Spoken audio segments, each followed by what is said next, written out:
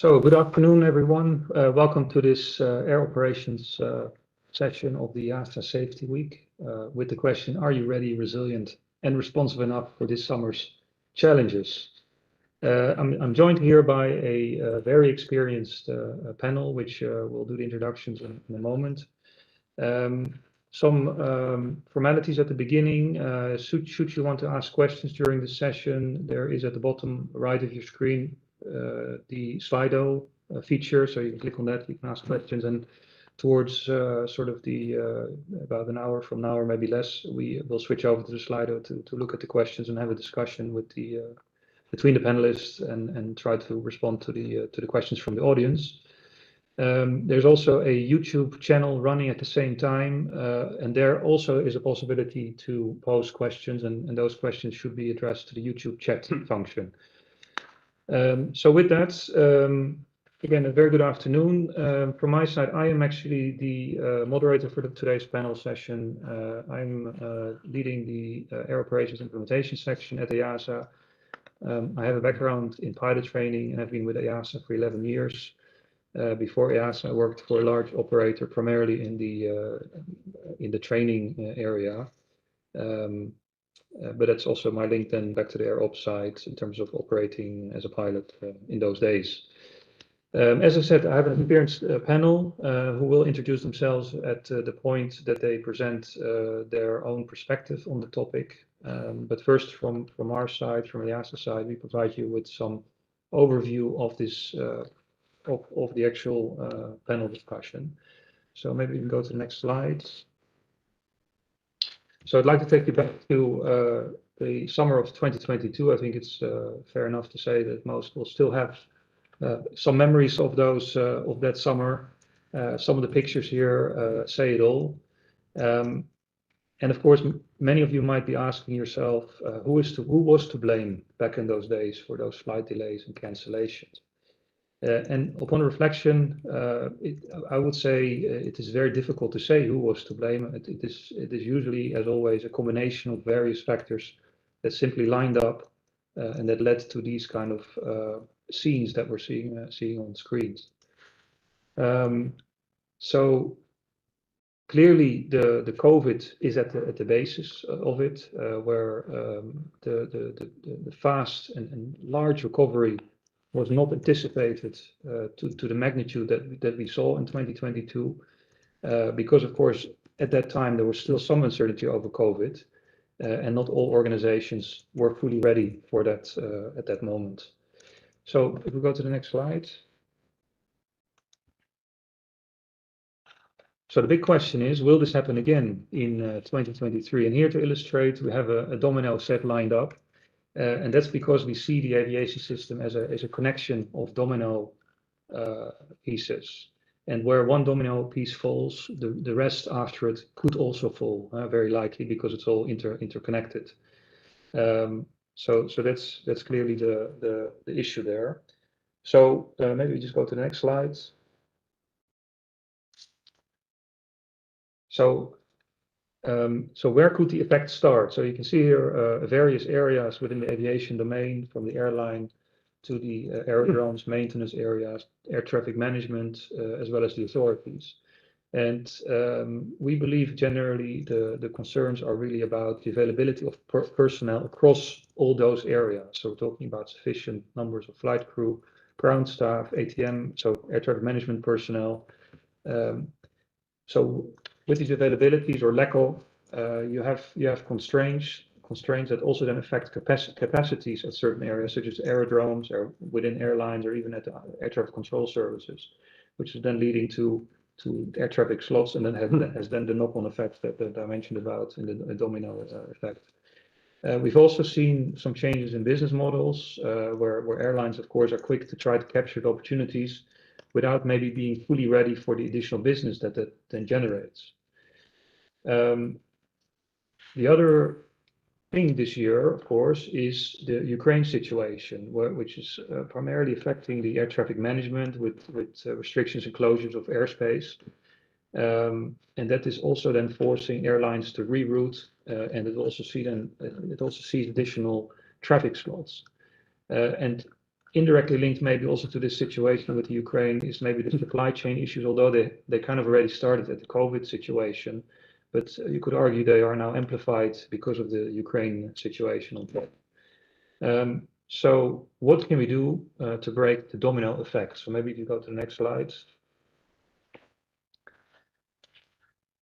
So here, a nice picture of the domino. So the hand is about what we are talking about today. What can we do? And for that, I'll give the word to my colleague, Alberto Ottoniello, to take over from me and introduce yourself. Thank you, Dan. Good afternoon, everybody. Alberto Ottoniello, I'm Italian. I joined EASA 7 years ago, and I work in IROPS implementation together with Dan. Before that, I worked for several airlines as a pilot and safety managers, and before that, I worked as an engineer. So, what can we do? Actually, next slide, please. We see that the most important thing is to raise awareness of the situation, of the possible impact, and raise awareness among all the stakeholders that are into our business. So it's not only raise awareness in ops, but in aircrew domain, airport, ATM, and of course also at the authorities level. So we saw that the awareness issue is the most important to be able to anticipate the possible consequence of the disruptions. Next slide.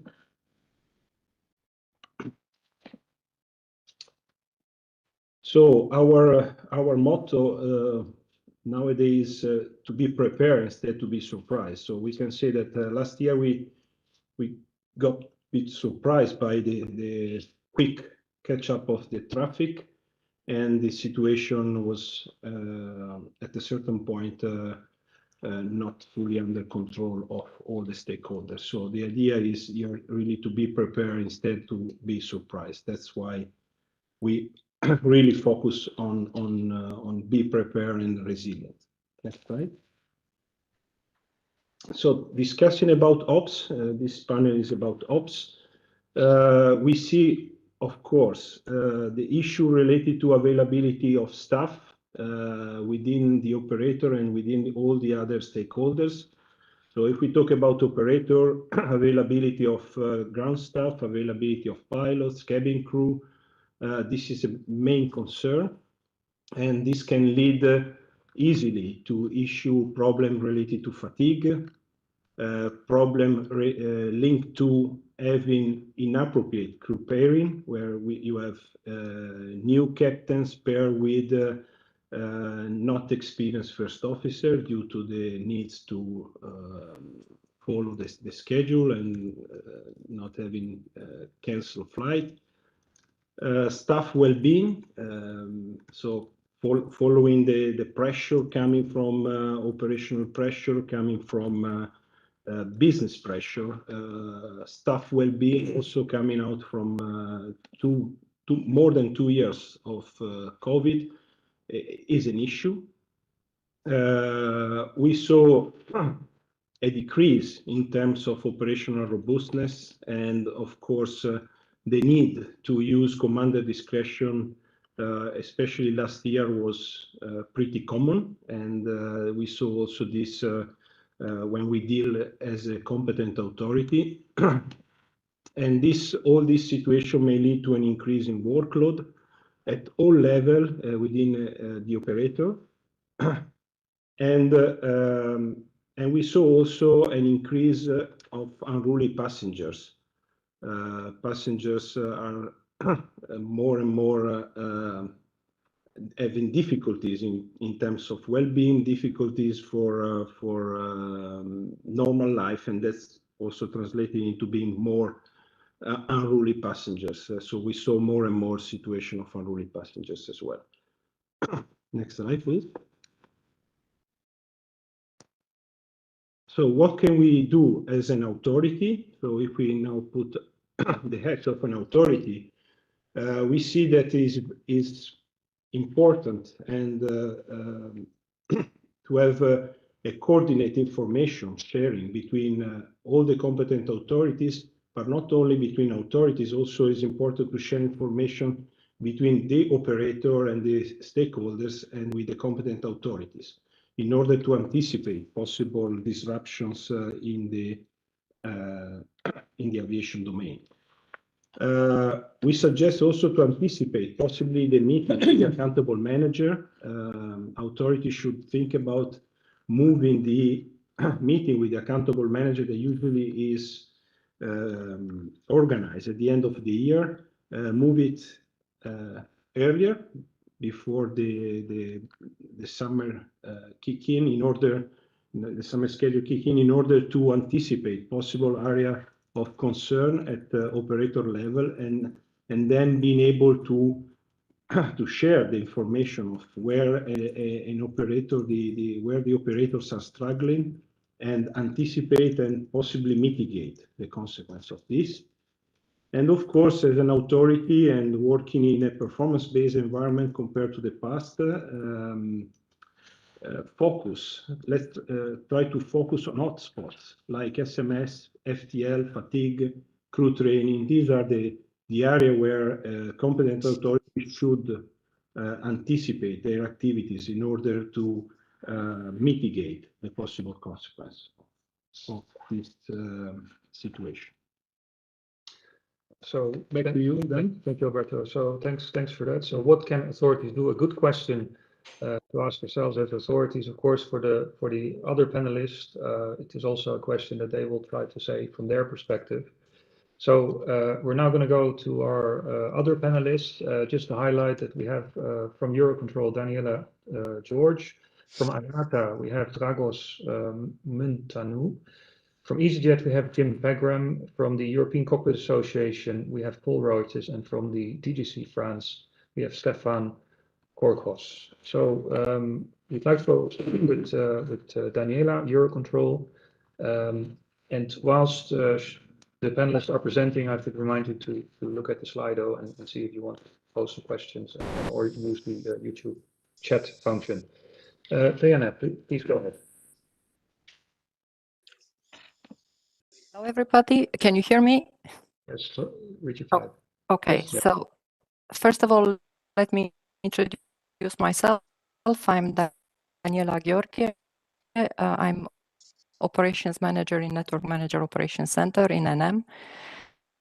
My background is aeronautical engineer. I have a master's degree in aeronautics. I worked also as a radar controller for more than years. Then I have more than 10 years, in fact, experience as an ATFCM supervisor and then deputy operations manager. And now, as I said, I work as network manager, operations manager. And I would like to share with the audience, of course, what we expect for summer 23 from NM perspective. Next slide. Can we go to the next slide, please? So summer 23 is expected to be very busy. Air traffic in Europe this summer, as you can see on this slide, is expected to be up to 15% above the traffic level of last year, 2022. If we continue on the baseline scenario, as it happened till now, we will reach 95% of the traffic of 2019, but still in some areas, as I said, 15% above the traffic level of last year. That means more or less 500 flights more per day. I would like to share with you that we already reached the peak day of last year. It was last Friday when we had more than 32,000 flights in the network. Of course, the war in Ukraine means less airspace available. A lot of long-haul flights are rerouting southeast of Europe, so more to the south to avoid Russia and Ukraine. And on the other hand, we have also 3 times more military activity in certain countries like Poland, Germany, and so on. This is reducing, of course, further the available airspace for the airspace users. Eurocontrol network manager took some actions and worked and coordinated closely with all the operational stakeholders in order to promote a joint approach to minimize these disruptions for the network and to maximize the available capacity. Can we go to the next slide, please?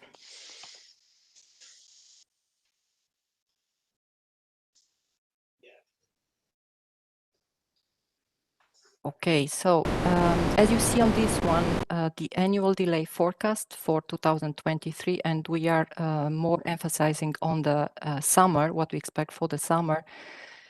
It's, as you see, in some areas with red and orange and purple, we will have more than 1 minute per flight average delay per flight, or more than 3 minutes average delay per flight.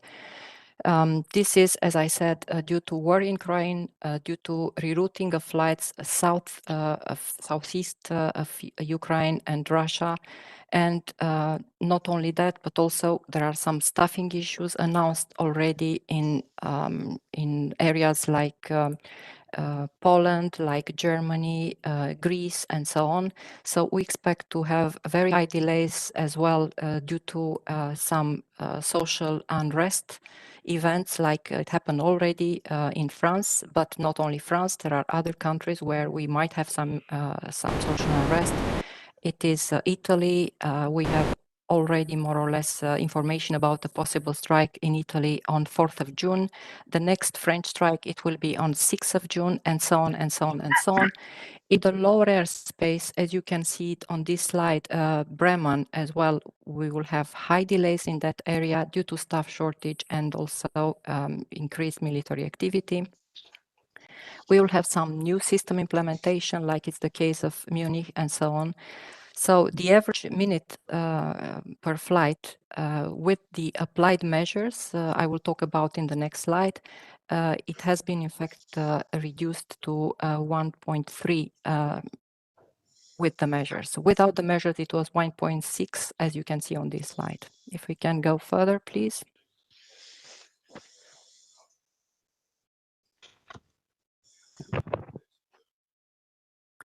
So, of course, the main objective of NM is to deliver improved performance. We cannot achieve that without the buy-in of our stakeholders.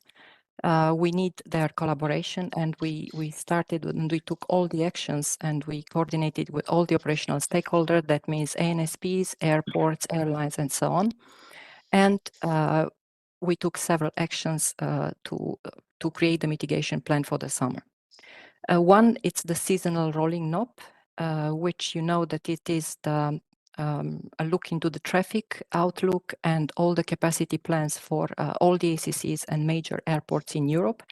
And this seasonal rolling plan is published every week on the knob, and it has been expanded to look into 8 weeks.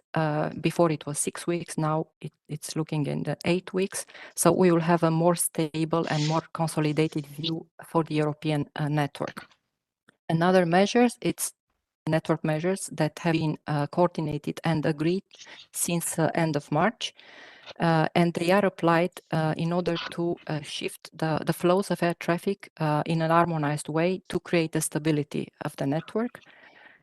These network measures will be applied between end of March and end of October to create this stability and less volatility in the network. Another action, it is the All Together Now campaign that has been launched and promoted in different forums like AOG, ODSG.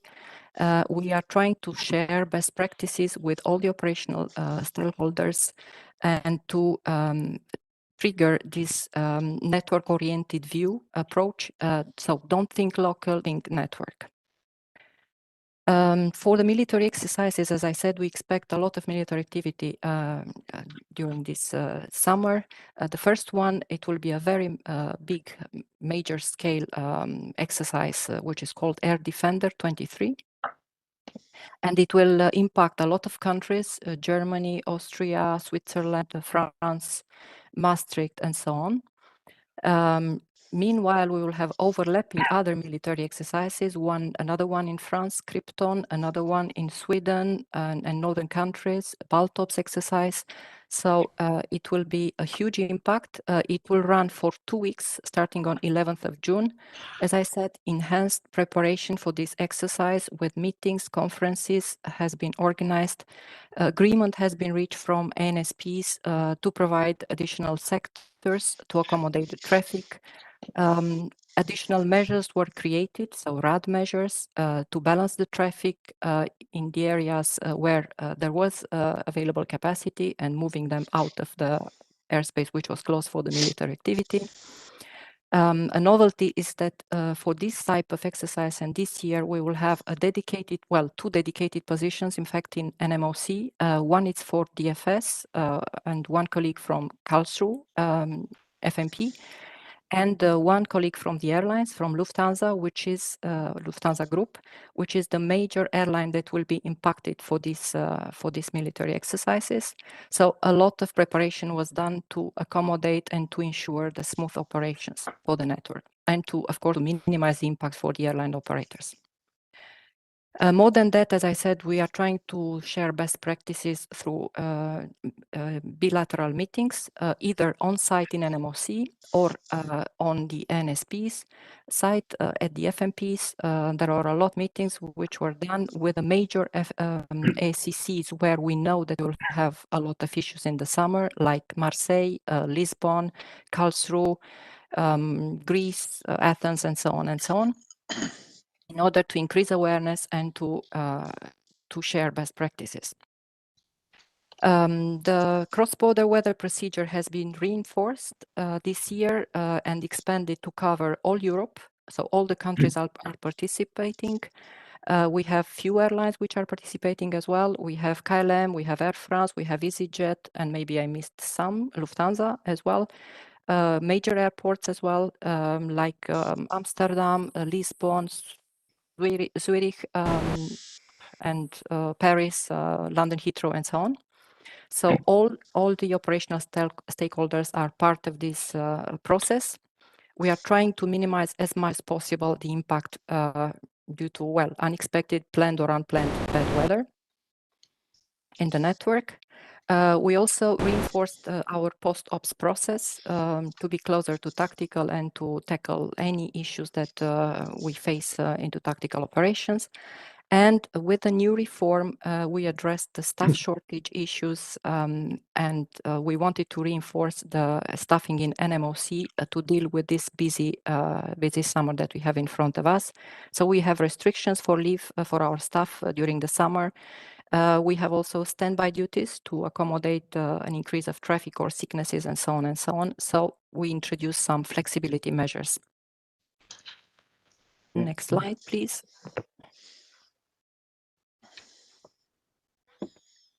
On the airport side, because the airports are a crucial element in the network, and a disruption at a major airport can create a major disruption in the whole network.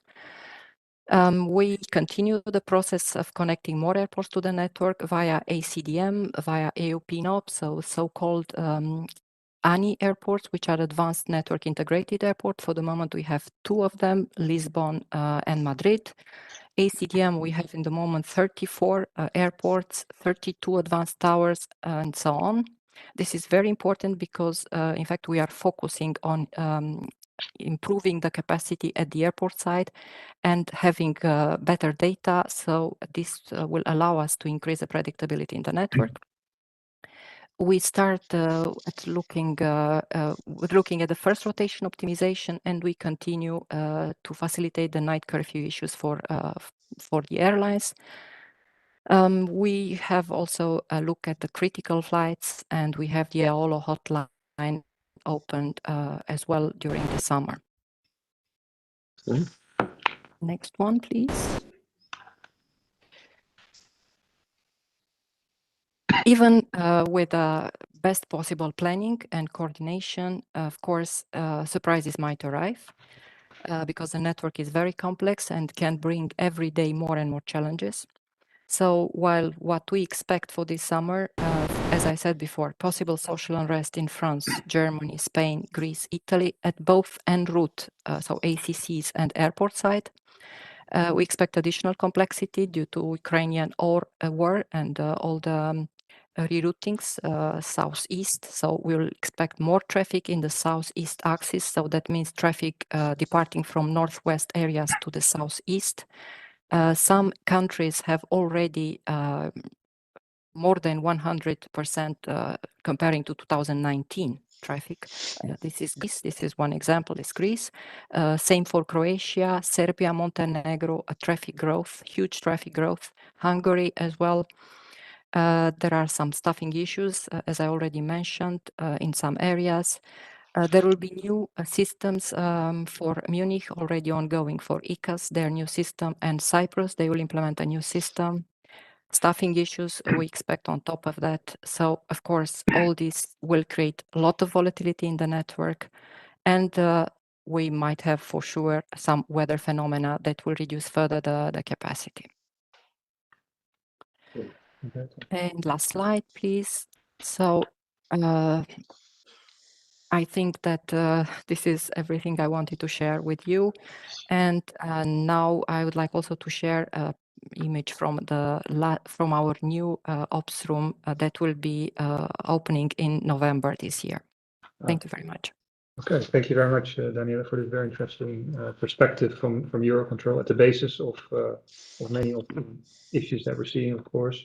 I know that you're expecting 50% traffic increases, translated into 500 more flights per day. And of course, as I mentioned as well, and Alberto, the Ukraine situation in Southeastern Europe, which requires rerouting, the staffing issues, social unrest that we're going to see in June in several states, and the large-scale military exercise that is also taking place in various areas in Europe further contribute to the situation. Interesting also to see that you already indicated the peak of 2022 was reached last Friday. I was traveling over the weekend, and it was indeed very busy at the airport at that moment in time, but still manageable, I have to say. So in that sense, maybe some of the mitigations at the airport were paying off as well. So I'm sure we'll come back to your mitigation plans later on in the Q&A through Slido or the YouTube area. So thanks for that. We go to the next panelist from IATA. Dragos, you have the floor. Thank you very much, Dan. Good afternoon, everybody. My name is Dragos Montanu. I'm Assistant Director, Safety Flight Operations, working for IATA Europe from Brussels. In terms of my background, I'm an aerospace engineer, and I've been always working in safety, quality, and auditing airlines, civil aviation authorities, and very happy to be with you. Do you have my my slides? Thank you very much. Yeah. So basically, in the next minutes, I would like to give you some thoughts and some issues which, in fact, are keeping the airlines very busy. Summer will be busy for all of us, and yes, hopefully at the end of the day and of the week, the whole industry will have some items that need to be followed up to make sure that this summer will be profitable, but also extremely safe. So if we can go to the next slide.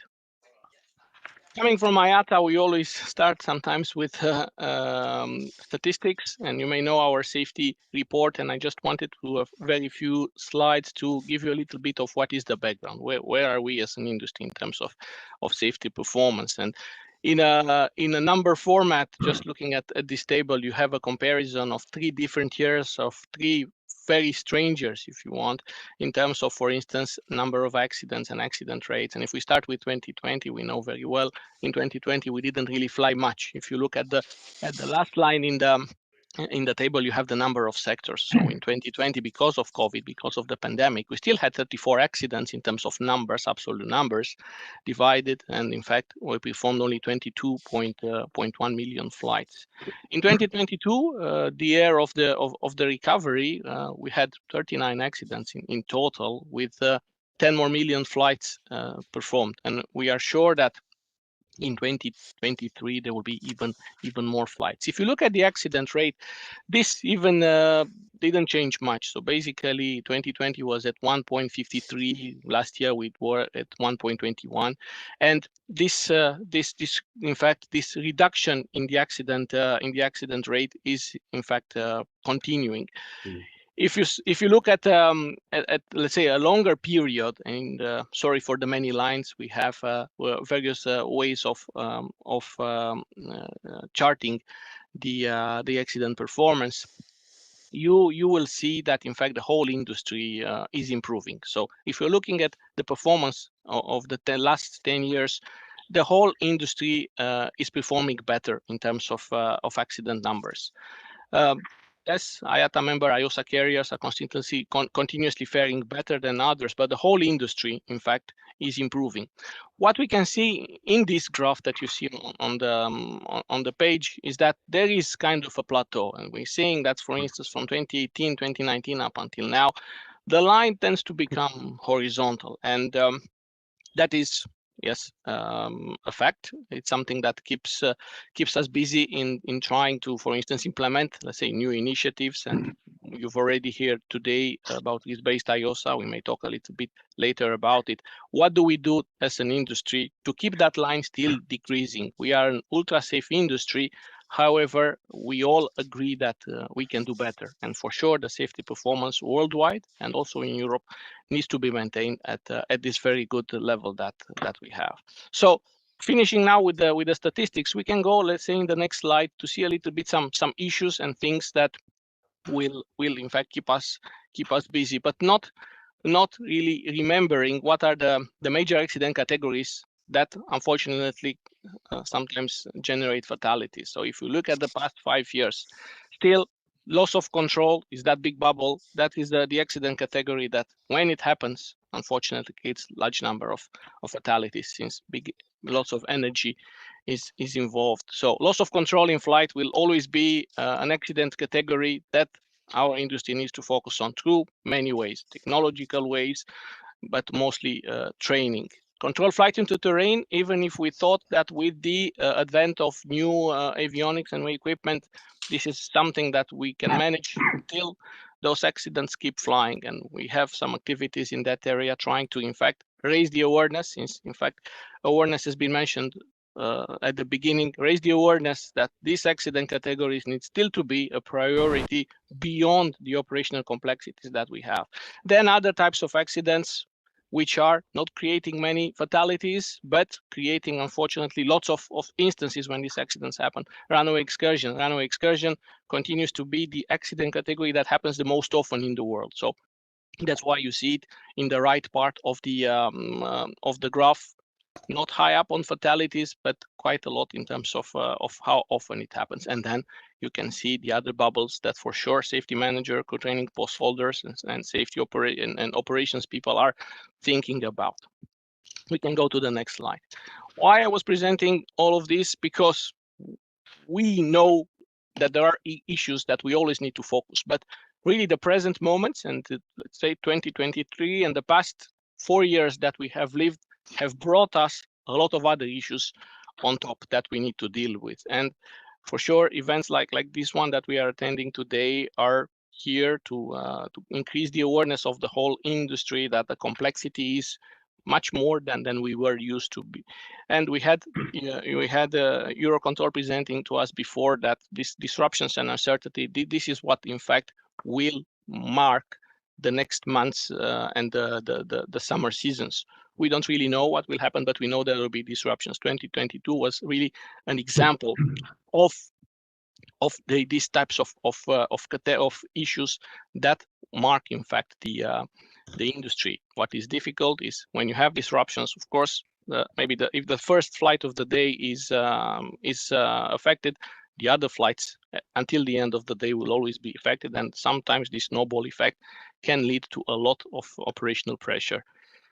The capacity peaks, we are already in certain airports in Europe at the limit of capacity. So basically, the airports have already reached the peak that we always thought of 2019 as the peak. We believe that this year will be the other record and the reference that we will be using in the next years when we talk about increases and launch capacity.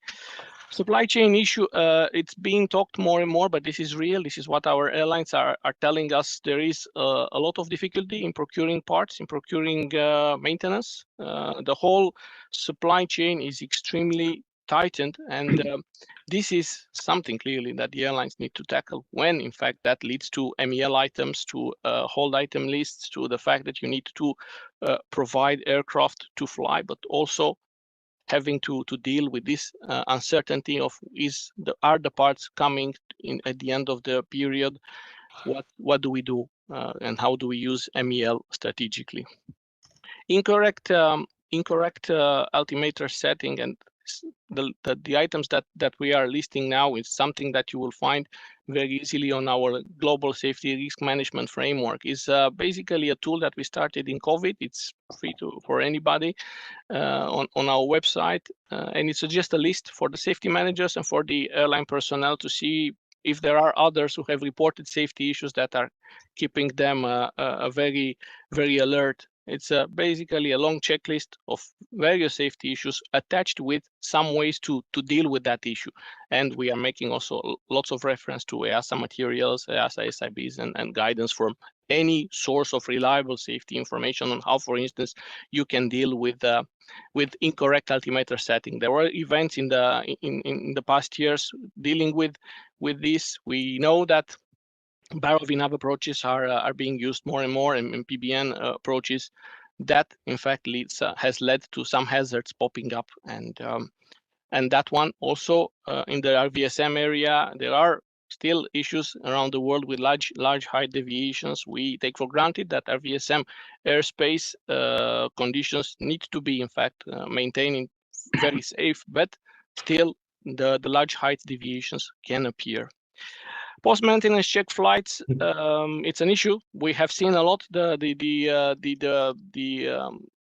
potential problems that may appear after you store an aircraft. We were, as an industry, not necessarily ready to store so many aircraft. Then a lot of aircraft now have returned, but are still returning from the desert, from the depot where they've been based for the past years to fly, because there is a lot of demand.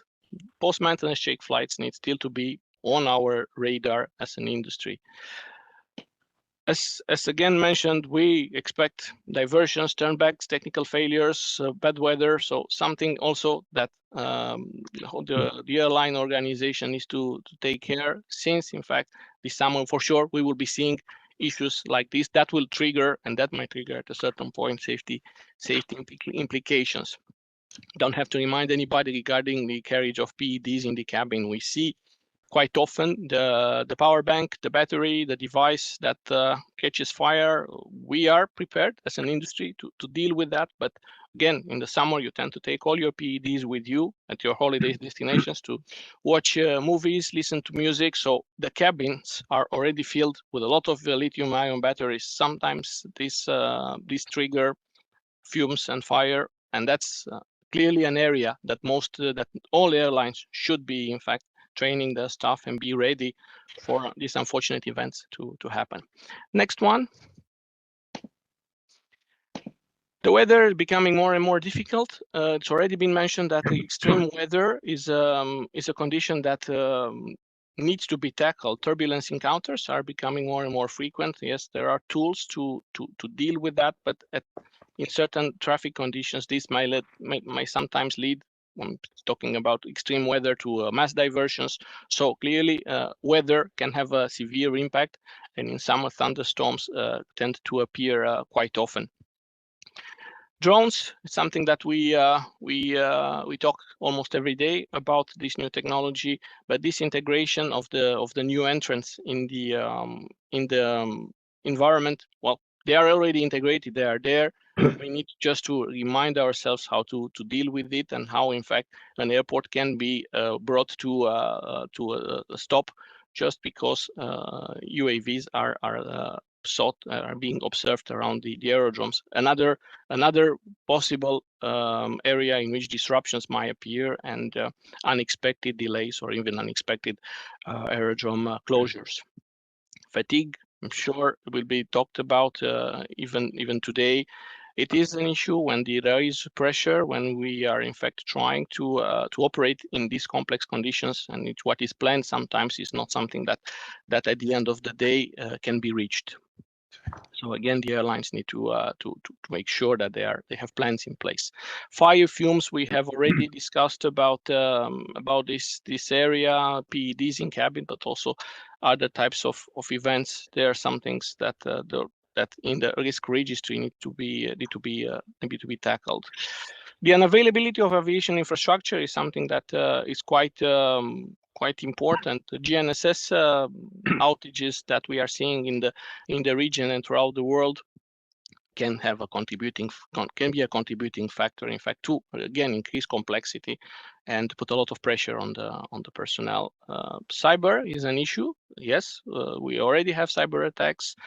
I'm sure we will be discussing more about it, but they are there and they need to be taken care of. Sometimes they touch even IT issues in terms of the type softwares that are being used by the airlines, reservation systems, but then again can be a source of distraction and pressure on the whole industry. But again, etc. There are so many others. I just give a list, and I'm sure to the discussions we can get to more. The next slide, which I think is the last one. Well, what can be done for sure in terms of the airlines? This is a test for the management system. It's a test for the safety management systems, and I'm sure we all know the theory of SMS that we need to balance protection and production, and we need to do proper change management. We are seeing more and more the need in terms of, for instance, how we are upgrading our EASA program, that we need to look at the maturity of the SMS, that we need to audit deeper in how SMS is being implemented throughout the airlines, and the future of EASA stays in that area, that we need to focus on what is extremely safety relevant, and we need to get deeper, because we know very well that the safety maturity in many areas is not consistent. Talking about what the airline can do, well, the airline for sure has an accountable manager and have nominated persons, and again, seems very simple theory that they need to do their job well. For sure, they need to make sure what is acceptable and what is not, and the risk acceptability needs to be placed at the right place in the company, and it's usually with the accountable manager and with the post holders. And the safety manager is not the only one who needs to deal with safety. I'm sure everybody knows it, but there are sometimes cases in which that's not really what's happening in reality. So again, an area to think about, and maybe an area to improve. And yeah, the open question, is the SMS effective and mature? It should be, but of course the test of reality will tell us that if we are getting in there. Thank you very much. Thank you very much, Dragos. So also a very good presentation from your side, giving good insight in the operator's perspective. I noted that in terms of safety performance, you're noting an overall positive trend in a way. We're very much, and I think all of us are wanting to stay at this ultra safe level we are today. You highlighted that from all the safety incidents, accidents, that runway excursions continue to happen the most, which kind of correlates also with our data at EASA. So we're also working on that ourselves. A number of safety issues you highlighted there that were also mentioned by the other presenters. Maybe we could also add dry and wet leasing in of aircraft as being a supply chain issue potentially. Maybe we can discuss this a bit later. And I noted that weather phenomena and GNSS outages are also kind of increasing, let's say. And then last but not least, emphasis on the role of the safety risk management, the SMS, the maturity, how it works, taking responsibility for the mitigating actions where risks are identified. Very good points. Maybe before we go to the next panelist, a very quick Slido question from the floor, saying IATA's safety recommendations about incorrect altimeter settings. Where can they be found again? Because you mentioned it very quickly. Maybe you could highlight this aspect. Yes, of course. For the moment, we are I think in the framework we're making reference to the safety information bulletins from EASA. We have also attached to the safety report some accident mitigation strategies, and it's over there where the airlines can have a look. Everything can be found online and is linked to our IATA safety report, which from this year is interactive. So basically, of these graphs you can create yourself. You're not stuck anymore to a long PDF. You're just selecting some years. You're selecting some accident categories. You create your own statistics. So it's on the IATA website, you're saying, right? I'll put it in the chat. Okay, you put it in the chat, even better. So that's good for the audience. Okay, good. Thanks a lot, Dragos. We move on to Jim Hagram from EasyJet. Jim. Now the million years of evolution will remember to turn the mic on. So anyway, my name is Jim Hagram. I'm the Director of Safety, Security and Compliance at EasyJet. Yeah. So if you'd like to go to the first slide, please. And I guess really thinking about summer 23 readiness, and anything we always talk in terms of summer readiness and winter readiness, and it's about having the right people at the right place at the right time with the appropriate training and equipment in an environment to conducive to good performance. And so we very much look at seasonal readiness as a matter of course, and you know, I think the previous speakers have talking about the SMS, and that's what we do through this change readiness program. And I think that there's kind of two parts to it. There's getting ready, and then there's executing the plan. And of course, as with executing all plans, and particularly in the last few years, we're never quite sure whether all the assumptions are going to be right, because there's so many variables out there. So what we've really focused on as we've gone into FY23 is encoding our lessons from FY21 and 22, and look to strengthen the governance that we do this operational readiness program with, and particularly the need to work collaboratively, which is I think the big thing we learned in the last couple of years, particularly between operations, commercial and other areas of the business. It has to be a collective effort, and so there's quite a lot of additional documentation and governance going in to support that, and that all comes together in the OR2 operational readiness 2 task force. So some sort of really key areas for focus for us were recruitment and training, and we had quite a bulge of recruitment and training necessary, particularly for flight crew. So we have started that early, and that's right on track. Now we learned a lot in the last couple of years, and did a lot of work reconfiguring our monitoring systems, whether it's safety reporting or flight data monitoring, so that we can monitor discrete groups of communities depending on their experience. And that's proved really, really helpful in terms of being able to identify issues early and pinpoint the particular communities, so that we can put appropriate action into place to address those issues. Safety promotion, really, really important, and we continue to promote that.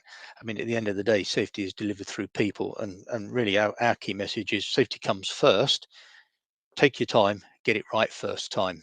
So, you know, often when people rush to try and do the job quickly because they're worried about getting to the next turn, mistakes are made, aircraft get damaged, it slows the whole thing up. We're actually taking a few minutes to think about what you're doing and doing it in a timely manner and getting it right first time will usually get the job done quicker as well. So really, really important to us to have the right culture and essence to what we're asking people to do. And of course, if you're unhappy, just stop and we'll sort it out. Ground handling, third-party suppliers, clearly that's been a big focus for us, and working closely with our ground handling suppliers to ensure they've got the right resources in place. Gatwick is a particular issue. It's our biggest hub in the network, and with its single runway operation presents some particular challenges. So we've worked very closely to try and smooth things out there. Engineering and maintenance, again, I think a couple of issues there. It comes back to, and I'll talk about it momentarily later, in terms of the supply chain issues, and everybody's experienced supply chain issues, including the manufacturers, which has resulted in some delays in aircraft deliveries, which has meant that we've had to go and get some dry leases in, which is not our core operating standard, and that's presented some interesting new challenges which we've had to work our way through. And then I talked about the other side of the bow tie, if you like. Well, how do we maintain operational control once we've got all the resources in place? We've doubled the size of our ICC to be more effective in managing delays. But I think this is also where that cross-functional collaboration really, really helps, because we'll be needing to manage delays on the day, but depending on how the summer plays out, we might have delays that require some more structural work to take place, and that's where having a really good relationship and ease of communication with the commercial team, the customer support teams, etc., really helps us to manage those situations as best we can. So if we go to the next slide, in terms of our own operational readiness, we feel we've done as much as we can and built in appropriate buffers, but there is always the unexpected through the year. So our first test was really the Easter half term, and that went well. This last bank holiday was a further ramp up, and we've seen from Eurocontrol just how that's ramping up. So I think really the sort of key areas that we're focusing on is our ground handlers and particularly around resources. The supply chain of anything's challenging at the moment, and we have taken on additional support to help us smooth through the supply chain and the positioning of spares and goods around the network.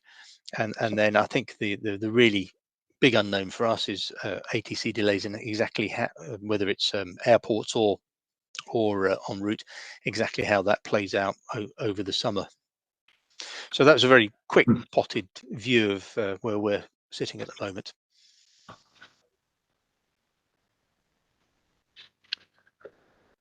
Okay, Jim, so thank you for that. That also very informative presentation, linking also to the previous one from IATA and Eurocontrol. Clearly, the need for collective effort in your case, also cross-functional, appears to be a key enabler there. And we also saw the key focus areas, a list of elements where we would say recruitment and training is probably the first and foremost area that is a challenge in itself, but also the need to do safety promotion to remind everyone that safety goes above everything else. But I think it's not just safety promotion. You've actually got to live the values. Yeah. And demonstrate in the way that you respond to people and reports, or if people say, right, that's where I'm drawing the line, I think it's unsafe to continue, how you support them. I think that's the key thing. So it's not just sending the message out there, it's living the dream. It's the whole system that should work in that sense, reporting as well. Also interested to see your link between the operational side and the commercial and customer support side. I think this is something that we also take back as an interesting point, and also the testing of the system beforehand to see how it functions, to see how it will actually fare in practice. And I see also you share the concerns on the air traffic management, possible delays and blocks and all that. So thanks for that, Jim. We move on to Paul from the European Cockpit Association. Yes, hello, good afternoon, everyone. And first of all, thank you to EASA for organizing this event and inviting us as ECA. So my name is Paul Reuter. I'm the Professional Affairs Director of the European Cockpit Association. And what we do is we represent around 40,000 airline pilots all over Europe. And of course, we work with many stakeholders, be it the Commission, EASA, IATA, and many more to assist flight crews to do their job as best as possible. The professional background, I am currently a 737 captain with Luxair, one of the few remaining flag carriers in Europe. So yeah, starting with summer 2023, I think when we look back, what were the lessons learned in 22? What we saw was, and it's been mentioned, the unexpected recovery after COVID, along with the staff shortages throughout the board. But of course, the public was mainly experiencing the baggage handlers shortages and the consequences of that. But it's this year, as what we see that we go into yet another summer, and the question is, of course, were we really better prepared? What I think our conclusion is also that we always talk about this summer chaos last year and this year, but it's not a new phenomenon. In fact, if you look back at 2019, which is kind of the benchmark year in aviation because it was the last kind of normal year, before COVID, we already had quite a lot of delays, cancellations, and strikes. When we look back at the root causes that we think need to be addressed, and they need to be addressed, I think, in more in the medium and long term as well. So a lot of this, what we are experiencing now, I think, is coming from years of cost cutting across the board, a lot of inadequate management at many levels.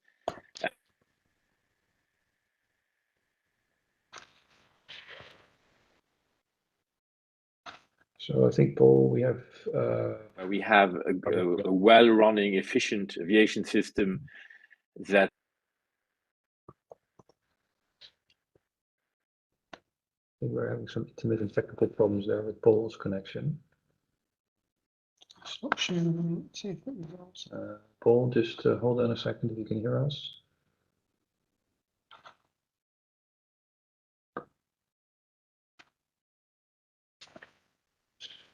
Do you want to go to Stefan? Or? Yeah, so we put Paul on hold. Sorry, Paul, if you can hear us. Apologize for that. But let's move on to Stefan from the DGAC France for his presentation. Then we'll try to go back to Paul afterwards. Stefan. Thanks. I hope you can hear me well, because this is one of the most undesirable events that we are facing when we're running a conference like this. So if you can please share the screen while I'm introduce myself. So I'm the SSP team at the DGAC authority in France.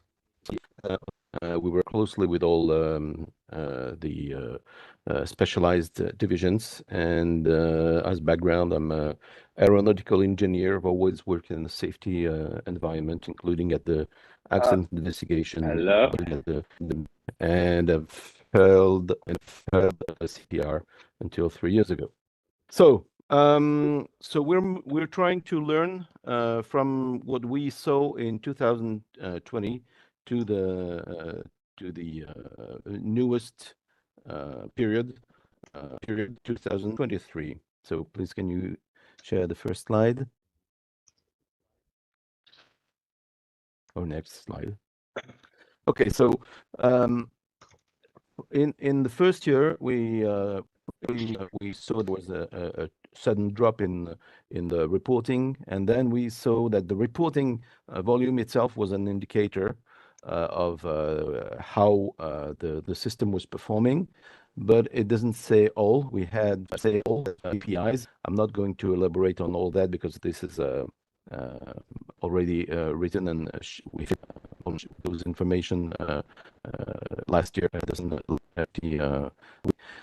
so we are focusing on runway incursions, CFIT, unstabilized approaches, loss of control in flight, wildlife hazards, and also we also have some KPIs on unruly passengers, and some of the issues are the driver's skills on maneuvering areas, airspace infringements. So all these areas and hazards, we need to relate them to either the low activity or the hectic activity that we faced last year, and how can we get prepared next year? This year. Can you please move the next slide? So as I said, on the first phase, we analyzed quite thoroughly some 4,800 incident reports to see what was exactly in the safety reports, what was the safety impact, and what sort of mitigations we could propose. So the mitigations were, first of all, awareness, rely on SMS, which was absolutely fundamental to try to cope with this situation. Continue to report and analyze, because that's why at reporting a rate that we can have a deep insight of what's going on in the system. And adherence and TM was one of the most prompt recommendations. Phase 2 now, on the next slide, please. So phase 2 was more related to 2022. We had a ramp up and traffic increase, and then after that, overheating. So we saw new issues such as fatigue and lack of staff, as everyone saw, of course, and also skill degradations, mishap in ground handling service providers. So of course, here I'm only focusing on the safety impact, of course, with the distress, major and chaotic for the travelers, but we were really focusing on the impact safety. So we put out a safety information section leaflet, which is equivalent to the SIB, on ground operations in mid-July last year, focusing on training and operations and things like ground staff pairing to try and mitigate the risk of we also had, of course, on aviation with a lot of pilots wanted to resume flying, and it was chaotic also on some airports. So we had a safety information bulletin also for that. Hot temperatures also was one of the contributors. We wanted to try and mitigate that. So there is a safety information leaflet on hot temperature, which is good for operations, aerodynamics, and also workers on the ground. So it's a 360-degree wide on what's going on with summer and hot temperatures. Please, temperatures, please. So it doesn't show on the screen for the time being. So, okay. So we on phase 3, as you all know, we are faced with, we try to identify the systemic hazards and try to mitigate as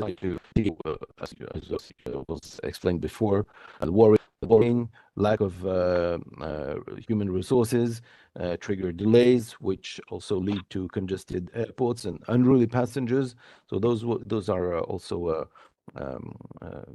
consequences that we want to tackle. It increases commercial pressure, also commercial pressure leads to an increase. What we saw a quite dramatic increase in commander's discretion, fatigue reports. But fatigue reports also have to be tempered because we think that there's a bias because after the COVID, people are more central on their well-being, and maybe don't have exactly the same threshold. So we need to go further into this area to see whether or not it is an increase in the fatigue or increase in the fatigue reports. I think both of them, but it has to be a little bit mitigated. So then we have rushed operations, syndrome with unstable approaches, and we have an overall performance decrease, which leads in a lot of assets to face average disruptions. I think that airlines were all before ready to deal with 1, 2, 5, 10 delayed flights, not necessarily a whole chaos, which will lead to multiple disruptions after that. So at the end of the day, we think the awareness is more or less okay. We still need to share the lessons, but we are working what we can do to incorporate what we are preparing for this. I'm going to focus only on 4 mitigation issues among the many ones that we have still running our SSP on the cases, on the key issues. So we have identified at least 4 areas we want to focus on. We remind all the ground handlers of the safety promotion target is in French, which is, I'm sorry, but the videos you can see are very simple videos to bring to raise the awareness of workers on simple issues with simple words, with very demonstrative things. So I encourage you to watch them. They're in French and English, so you will have no difficulties understanding. It's free of charge, of course. It deals with a lot of issues like loading, like refueling, weight and balance, drivers on the ramp, etc. Next slide, please. So the second area of focus that we can talk is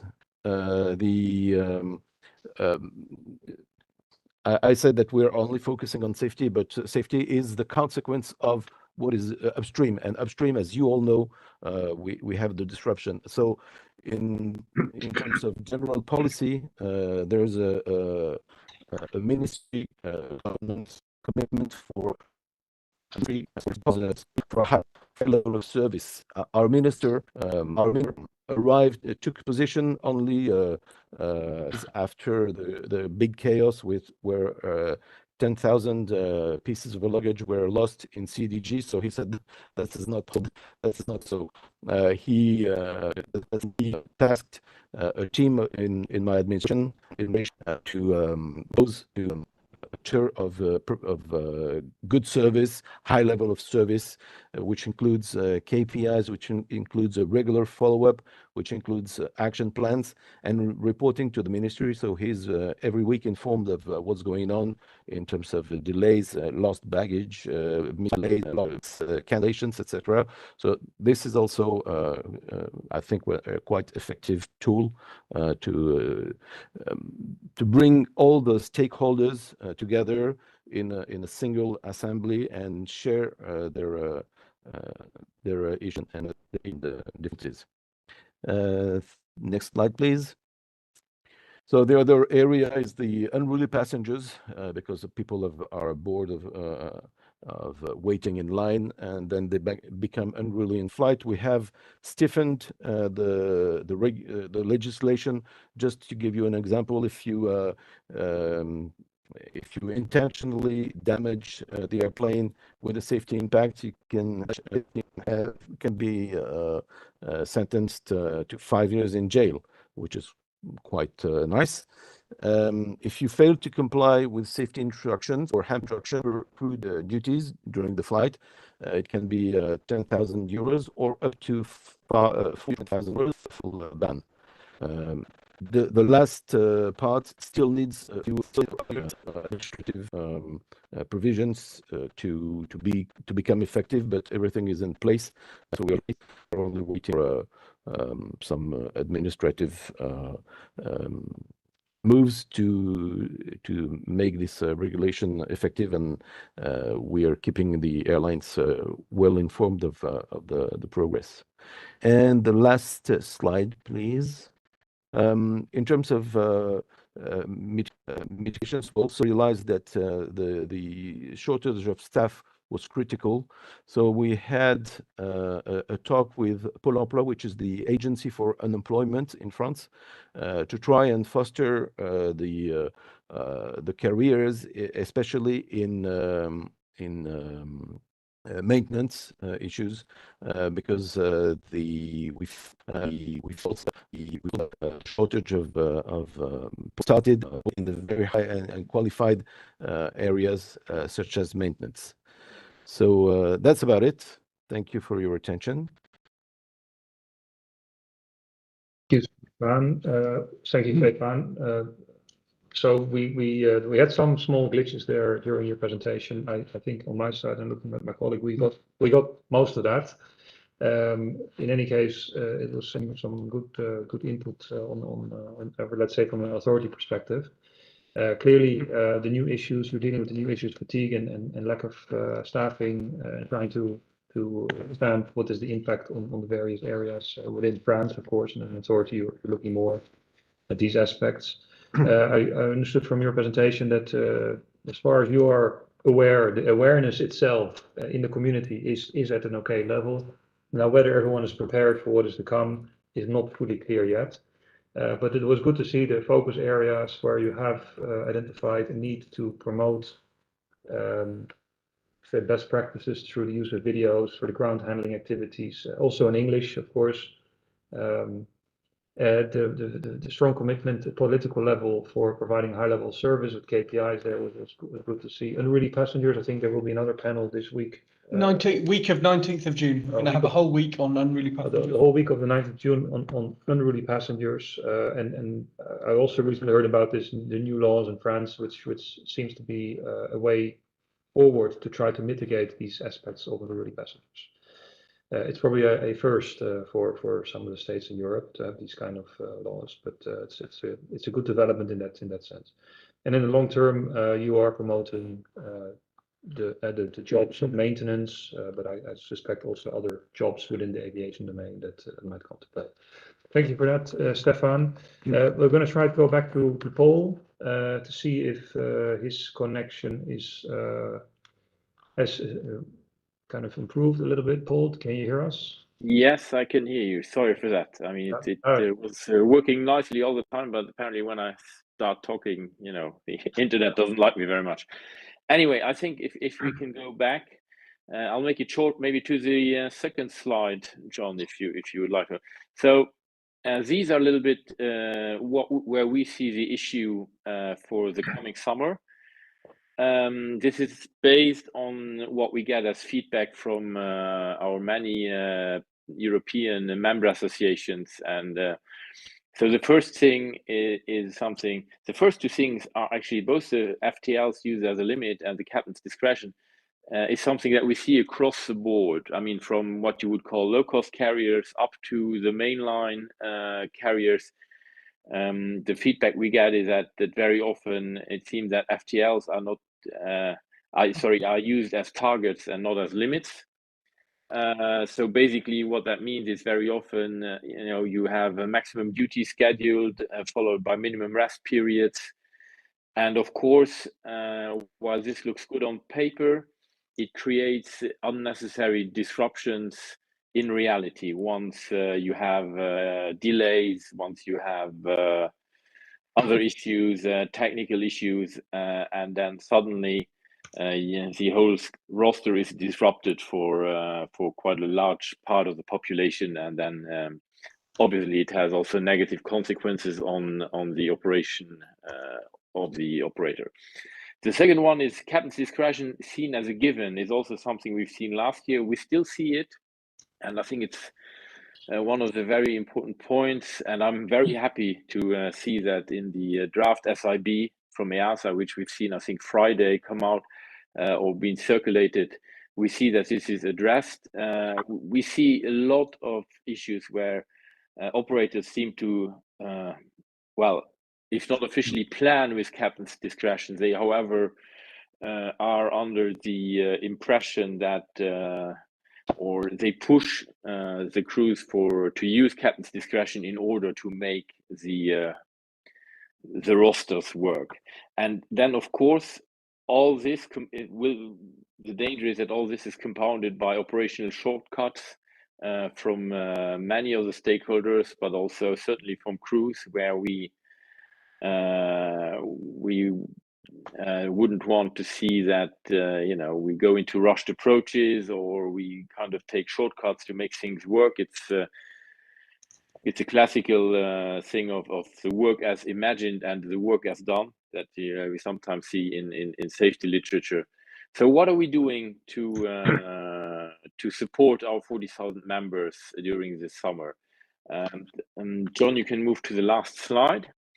So basically, we're in contact with EASA, with other stakeholders quite a lot during this period, but our main issue or our main objective is to support our crews, the flight crews,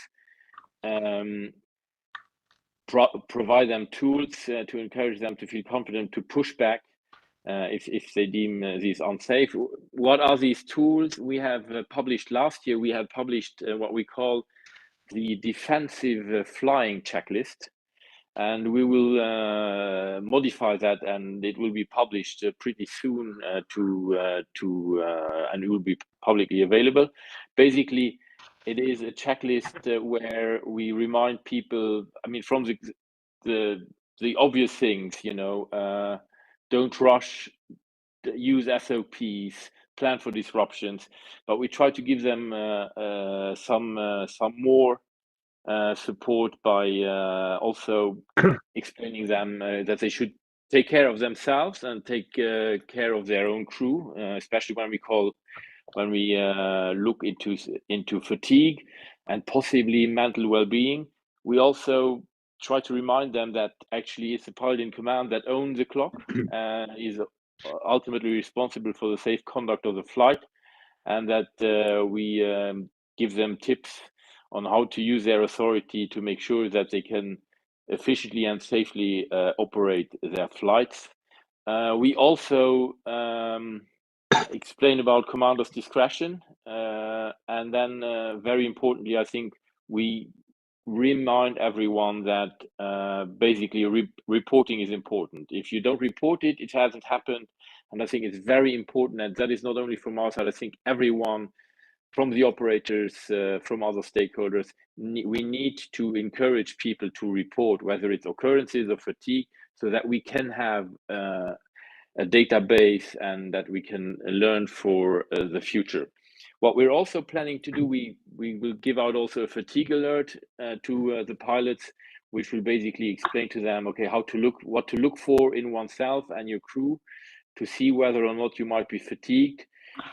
And then one thing we are planning is we're planning a fatigue survey, which will be very short. It will be 6 or 8 questions to pilots, which we hope to roll out somewhere before July. This survey does not have the, we don't want, it's not a scientific survey. It is certainly something that you could see as biased, because it is probably something that the flight crews will feed back on in the heat of the moment. However, we do this survey with an external contractor, which is which has experience in safety surveys, so that we can hopefully take some information for the industry out of it, and that we can together prepare better for next year. And then finally, if you click, John, I think there's another thing that comes up basically on the slide now. You should actually see that, yeah, that is, and this is for us really a must, and it's effective oversight both by the national authorities and by EASA. And I think what we mean by that is that we really think that would like to have them go deeper into the system during the summer season with operators. I mean, do they have the right crew ratios? And then making sure that you know, our operator, what are the scheduling patterns? Are they disruptive? How does the operator use commander's discretion? How is it reported? Is it in the limits, or is it really something that you see that it is quite a high number of captain's discretions, which shouldn't be? Another thing I think EASA and authorities should look for is the occurrence reporting. What is the occurrence reporting with the operators? Is the system done in a way that it is easily ease of reporting? I think these are the things that we would like the NAA and EASA to look for in their oversight. That is basically all. I think making the summer 2023 happen safely is a team effort, and I hope that and I'm pretty sure that among stakeholders, all of us can work together to make sure that in future we will not have to talk about either summer chaos in the summer season, that we find a way to make the aviation system safe, reliable the whole year without necessarily running into overdrive, if I may say so. So thank you for your attention. I hope this time it worked. Yes, thank you very much, Paul. It was loud and clear, and we had no further glitches there. So I was able to note that as you say yourself, there are some practices out there where FTLs are used as limits, and where captain's discretion is seen as a given. You highlighted the draft safety information bulletin that is indeed currently in consultation with the EASA advisory bodies, and the anticipation is that we publish it publicly by the end of this week on Friday, which will capture many of the things that we're discussing today, but maybe also some additional things coming from this particular session. I saw that you highlighted on your slide that it is about, in some cases, the need to push back to operation. Of course, we do remain hopeful that if the commander discretion is needed, then it will be applied, of course. The defensive flying checklist was mentioned, and there was a question on Slido where to find this checklist. In the meantime, John already mentioned, I saw it, yeah. John already mentioned in his multitasking mode where it is in the slide, in the chat. Of course, there's a need to report to close the system, coming back to what Jim already said in his safety promotion system, and making sure that everyone knows their role to play and report and close the loop in that sense. It's not just a safety washing, of course. It is a system that is shown to work well if the reports do come in and people get also feedback from the reports at time. The last point you raised is about the effective oversight of the authorities and the EASA. Already what Alberto, my colleague here, already alluded to at the very beginning. And of course, we are doing what we can, and also have our focus areas more or less tie in with some of the others that have been said so far. So that being said, we have some minutes remaining. I'd like to go to the Slido. We have a few questions there. But maybe the first question that we have there is I think it was Alberto in this case, where he mentioned that inexperienced crew staff are seen as a contributor to fatigue. Wouldn't you consider it as a potential hazard in itself, these inexperienced crew and staff, Alberto? Joanna, yes, of course. I mean, the having a crew inexperience, maybe a captain, a new captain dealing with disruption at airport, delays, slot, FTL issue, and having also the workload of being a new captain, of course, is a contributing factor to fatigue.